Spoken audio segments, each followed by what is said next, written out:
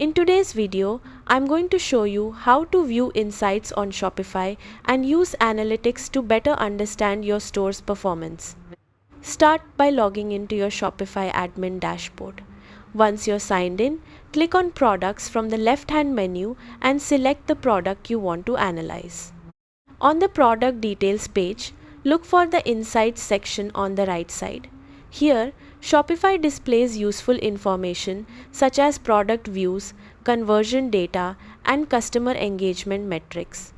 For broader store insights, you can also click Analytics from the left-hand menu.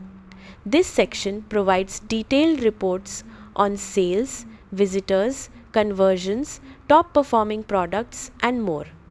Review these metrics regularly to identify trends, understand customer behavior, and make informed decisions to improve your store's performance. That's it. You've successfully learned how to view insights on Shopify. Thanks for watching.